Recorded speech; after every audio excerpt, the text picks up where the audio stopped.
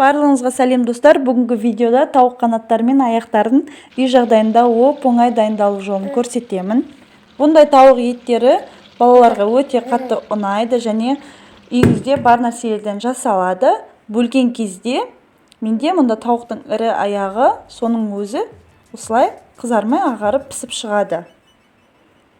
Бар салмағы 800 грамды тауық етін алдым.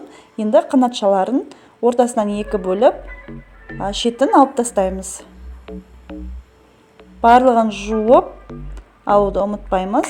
Енді үлкен қасықпен біраз қасық тұз, біраз қасық кептірілген сарымсақ, біраз қасық карри, біраз қасық паприка саламыз. Мен мұнда кішкентай шай қасықпен салдым, 2 қасықтап салдым барлығын. Және 1 шай қасық қара бұрыш саламыз. 1 шай қасық 9% уксус салдым. Және 3-4 ас қасық су құйып, араластырып 2-3 сағатқа маринадтауға жібереміз. Егер сіздің ұзақ уақытыңыз болмаса, 1 сағатқа қойсаңыз да жеткілікті. Мен 3 сағат маринадтап алдым.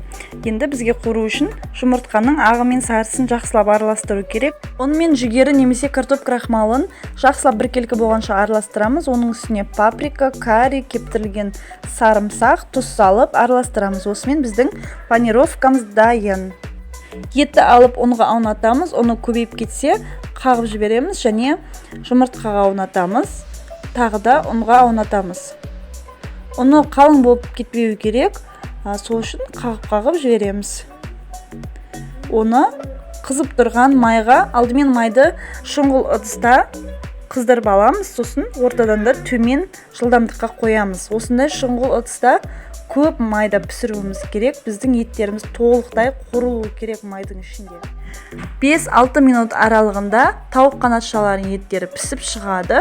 Және енді қызарып бастаған кезде пісті екен деп ала салмаймыз. Ол қаттырақ қызаруы керек. Мінекей қытырлап осылай әдемі болып пісіп шығады. Енді тауық аяғының еті менде үлкенірек, сондықтан оны ерекше басқаша жолмен пісіретін боламыз. Ұнға, жұмыртқаға, тағы ұнға аунатып аламыз. Майға салып қуырамыз. 2-3 минуттан кейін осылай сырты қуырылып шығады. Сол кезде пышақпен еті көп жерлерін, 3-4 жерін осылай тесіп жібереміз. Бірақ кесіліп бөлініп қалмасын.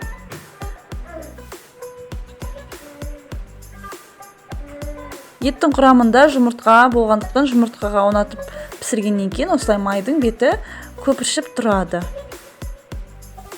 Мінекей 7 минуттан кейін тауық аяқтарының еті толықтай пісіп, өте жұмсақ болып пісіп шықты, қатып қалмай әдемі болып пісіп шықты.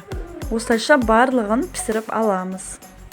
Мінекей достар, үй жағдайындағы кепсиге ұқсас тауық аяқтары мен қанатшаларын өте дәмді етіп, қытырлатып, сыртын ішін жұп-жұмсақ қылып пісіріп алдық. Бұл тіпті қиын емес.